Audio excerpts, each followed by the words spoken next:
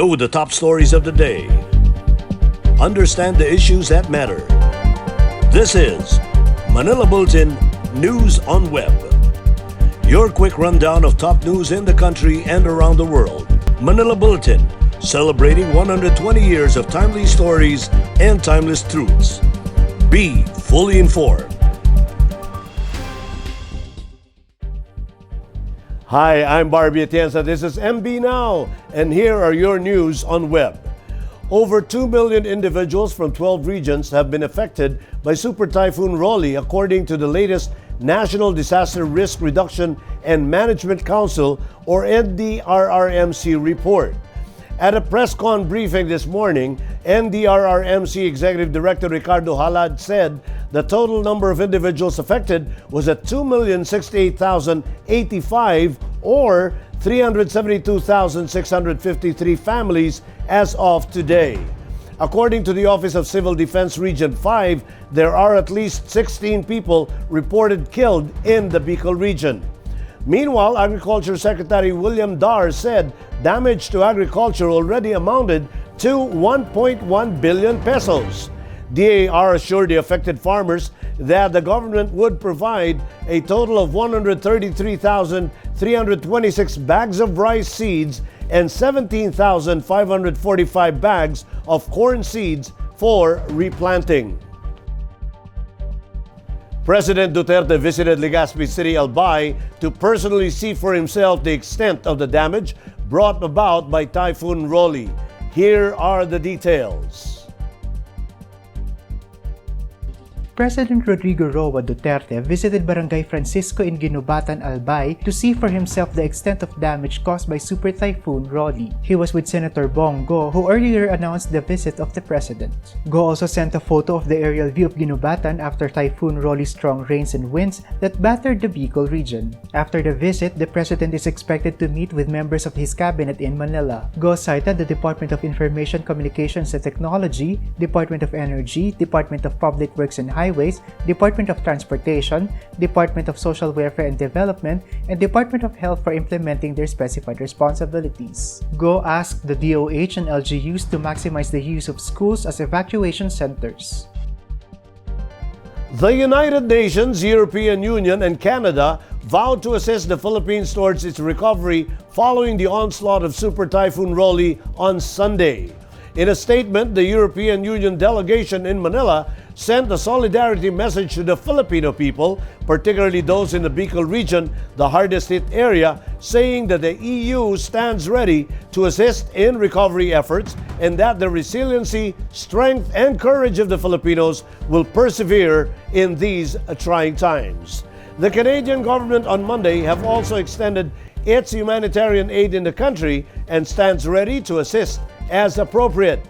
The United Nations, meanwhile, has mobilized its humanitarian teams to support government response in municipalities affected by the typhoon. UN agencies and humanitarian non-government units are working with relevant government agencies, Philippine Red Cross, and private sector groups to coordinate relief efforts even before Typhoon Rolly made a landfall. The UN Philippines said PRC's emergency response teams are supporting authorities in search and rescue efforts and in providing immediate relief to hard-hit communities. The UN Office for the Coordination of Humanitarian Affairs is also coordinating with humanitarian sectors and is mapping humanitarian development partners in the affected areas. The International Organization for Migration, on the other hand, is providing support to authorities in the management of evacuation centers. The World Food Program has also received a request for logistical support to food distributions. According to Pag-asa, the throw of two tropical storms, Rolly and Shoni, will bring scattered rains over most parts of the archipelago. Rolly was last seen 85 kilometers west of Subic, Zambales, packing a maximum sustained wind of 65 kilometers per hour near the center and gustiness of up to 80 kilometers per hour. Shoni, on the other hand, has the same strength and was last tracked 850 kilometers east of northern Luzon. The trough of Rolly will cause the same weather conditions over western Visayas, western or Central Visayas and the Zamboanga Peninsula. The rest of the country will have isolated rain showers due to localized thunderstorms. Meanwhile, moderate to strong winds and moderate to rough seas will prevail over the entire country. In Metro News, Quezon City Mayor Belmonte reminds residents to wear masks properly. And Manila LGU distributes food to over 1,000 families affected by Typhoon Rolly. More from this report. In order to sustain the decline in COVID-19 cases in Quezon City, Mayor Joy Belmonte has reminded residents to properly wear face masks. She mentioned the monitoring conducted by Octa Research Group in different convenience stores in city to check the compliance of residents with mandatory wearing of face masks. The group found out that only 78% or 1,572 out of 2,011 residents who entered convenience store wore face masks properly. Belmonte asked business owners to observe the basic health protocols such as wearing of face masks and strictly enforce this in their establishments. The local government has launched Why I Wear a Mask campaign to underscore the importance of wearing face masks. Government targets 95% compliance of residents with the ordinance. Violators will be fined 300 pesos, 500 pesos, and 1,000 pesos on the first, second, and third offense respectively. Manila City Government distributed food boxes to 1,008 families and 4,128 individuals who were evacuated yesterday by the city government from their homes due to the onslaught of Typhoon Rolly. Manila Department of Social Welfare distributed food boxes with 3 cans of meatloaf, 2 pieces of 3-in-1 coffee, 1 can of corned beef, and 3 packs of noodles. Mayor Francisco Isko Moreno Domagos continues to remind Manileño to take care of each other after the storm's opening. Meanwhile, Manila City Department of Public Services also started the cleanup operations around Manila to get rid of the road obstruction starting tomorrow. And here are the top news in other parts of the country. Man trapped inside Albay Mall recalls Rolly's wrath. Central Visayas cops to assist in Bicol relief and rehab. And COVID-19 death toll in Davao region goes beyond the 200 mark. More from this report. A man found himself trapped inside a mall in Albay for more than 10 hours, where he witnessed how Typhoon Rolly, said to be the strongest storm in the world this year, wreaked havoc on the place. In Celson Baring Moxie's Facebook Live last Sunday, pieces of wood were seen flying in the air at the height of the typhoon. The strong wind also shattered the mall's glass doors and ripped the ceiling off. Celson and 15 others hid in an empty store which was still under construction and moved to a comfort room until the strong winds calmed down by 11 a.m. In an interview with the Manila Bulletin, Celson shared that he thought it was already the end of the world because the wind was so strong and it was howling. The province of Bicol was placed under Typhoon Signal number 5 on Sunday morning as it was in the direct path of Typhoon Rolly.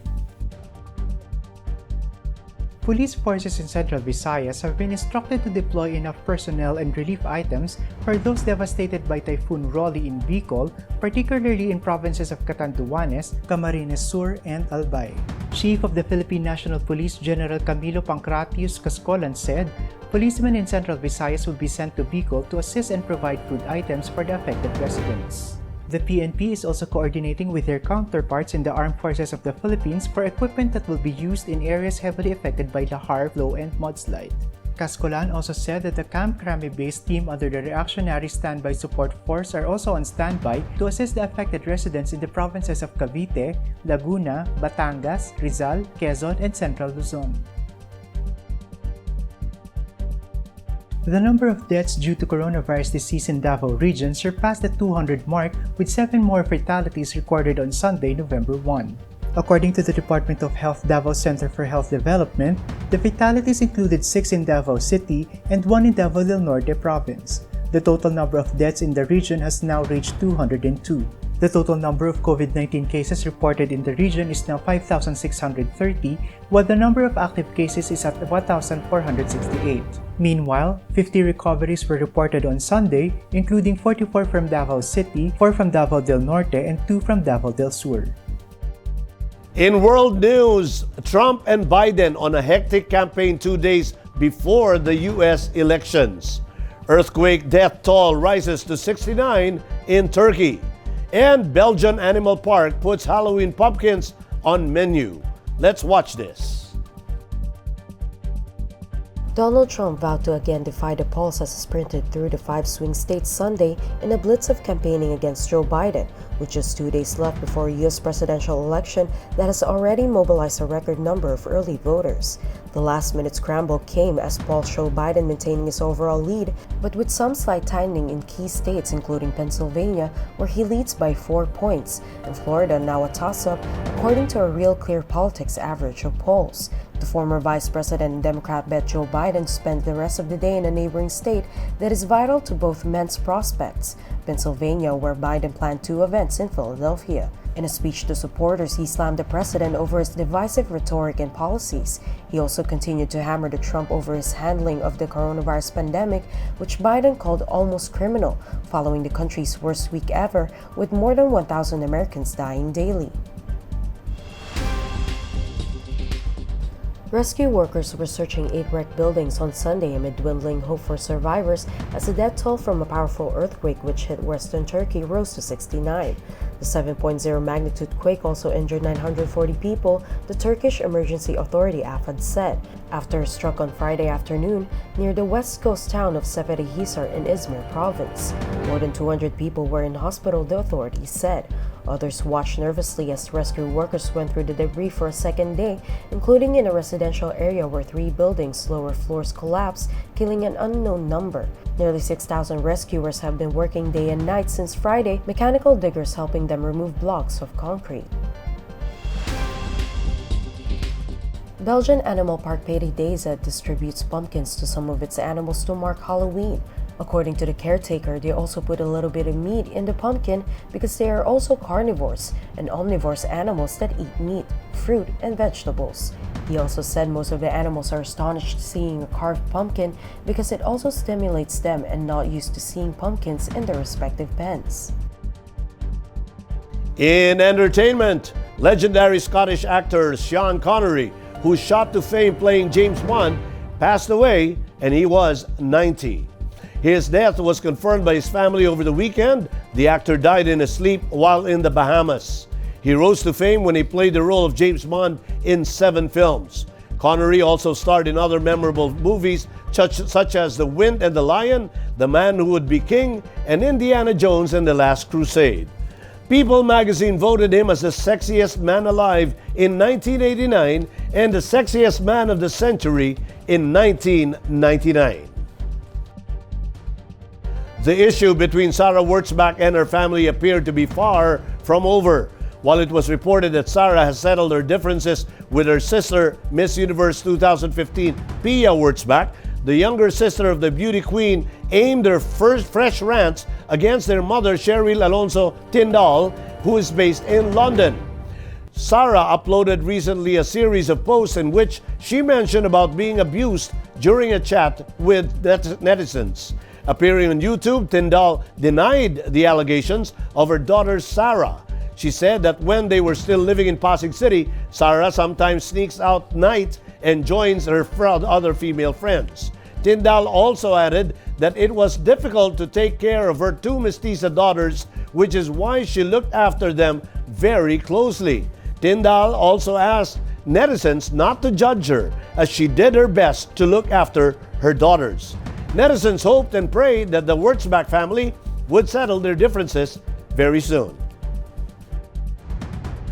In sports, the race to the PBA Philippine Cup playoffs gets more intense as the league on Sunday came up with a compact revised schedule to compensate for the recent postponement.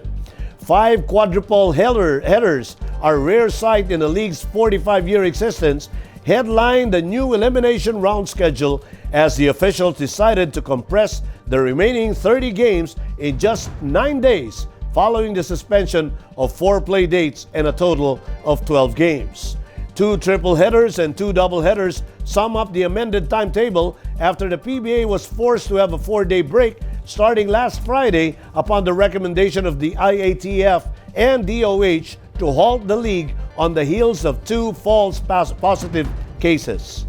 Games will resume on Tuesday, November 3, with a 4-game day that will fire off at 10 a.m. at the Angeles University Foundation Sports Arena. Meanwhile, the bubble remains safe and intact as all 12 teams tested negative on the third cycle of RT-PCR testing. And those are the news on Web today, November 2, 2020. It's 52 days before Christmas. For more news and details, get your copy of Manila Bulletin tomorrow, newspaper tomorrow, or log on to www.mb.com.ph.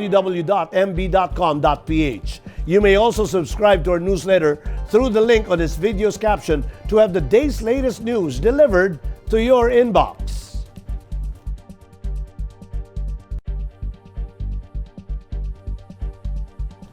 I am Barbie Atienza for Manila Bulletin, celebrating 120 years of timely stories and timeless truths. Join us again tomorrow. This has been MB Now. Be fully informed.